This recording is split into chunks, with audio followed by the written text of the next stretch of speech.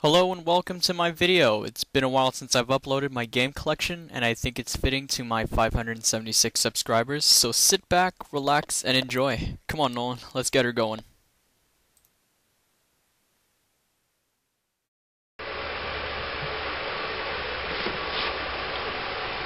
Mass Effect 1.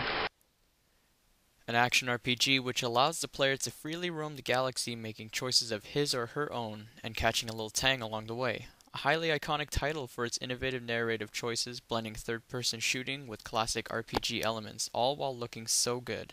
Mass Effect is a definite buy.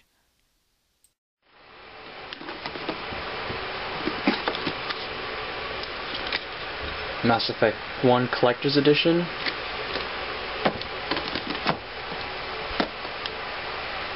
Mass Effect 2. Following in the footsteps of the first, ME2 throws you into a darker yet simpler chapter in the series. With the RPG elements watered down and the action/shooting increased, ME2 appeals to the more of the casual gaming audience but still manages to hold a certain charm of its own.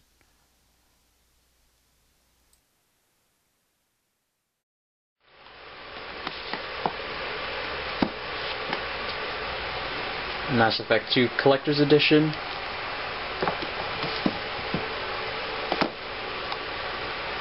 Dragon Age Origins. A throwback to classic RPG titles like Dungeons & Dragons and Baldur's Gate, Dragon Age delivers an array of RPG elements from looting to skill trees to even armor and spell customization. Tactics are highly involved in the game, which reminds you of the older days. This game is a must-buy for any fantasy fans of all ages.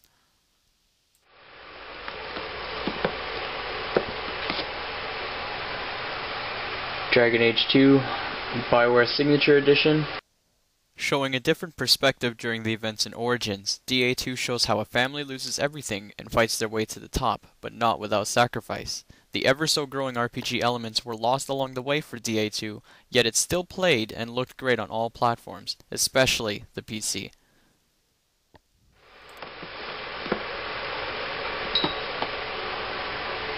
Army of Two. A title that offers on or offline co-op, which gets players to interact and coincide with one another. The game offers a ton of shooting sequences but falls short for its game time. Not necessarily meaning that the game is bad, but it was just short. Overall, with a friend it'll be one of the best experiences you'll get, but with an AI, just leave it right now.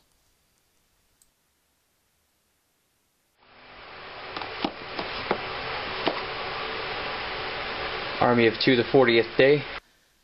I did not enjoy this title whatsoever. The game's graphics were dated, the one-liners were cheesy, and the game mechanics felt chunky. I played through the game with Nolan, and halfway through we just wanted to finish it and move on. It was a huge disappointment for us.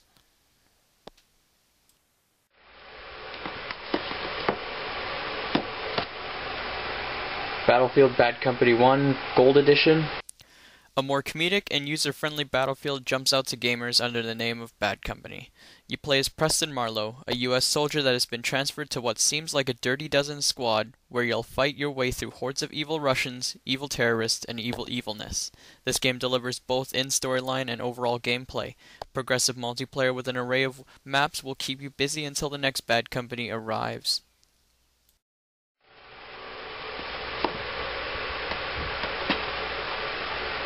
Battlefield Bad Company 2 Limited Edition.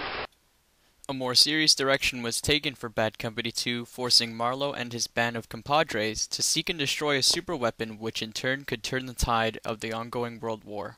Overall mechanics are fine along with graphics. Single player will keep you busy for 6 hours max. It's the multiplayer that'll keep you hooked. With an array of maps, unlockable weapons, and awards, Bad Company 2 offers a few reasons to stick around. Again, Battlefield Bad Company 2 Limited Edition. Dead Space. This game is terrifying. You play as Isaac Clarke, an engineer or something, and you're supposed to go and fix the ship that your girl's in. So you get there, but then shit happens, and then people start dying, and now I'm here. I've owned this game for over a year, and this is how far I've gotten. This game is absolutely terrifying.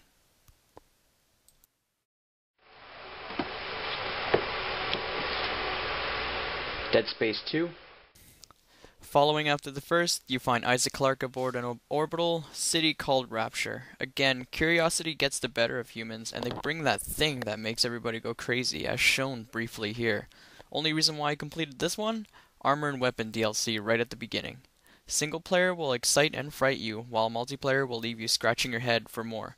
Overall, great game.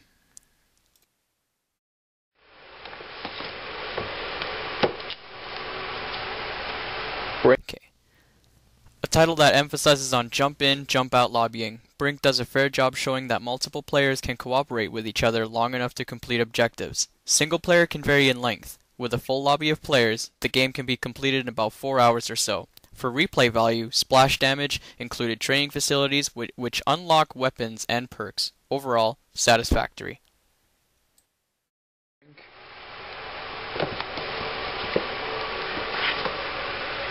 Need for Speed Hot Pursuit. A throwback to the popular series of games that got the franchise going, Hot Pursuit delivers in many ways. Whether you're outrunning the police along the shoreline or busting racers up in the summits, Hot Pursuit will always have you on the edge. Great graphics and driving mechanics promote the title as well. Replay value and online times also encourage players to compete against each other. Only flaw is not enough time to react to oncoming vehicles.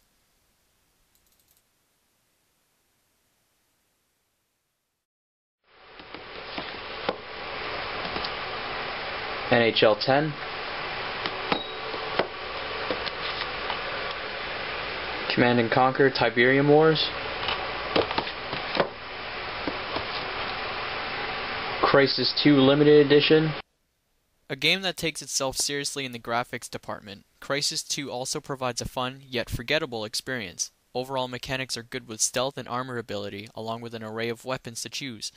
Single player will keep you busy for a few hours, while multiplayer shows some different ideas, but falls short on itself. Overall, fun to have and very good to look at.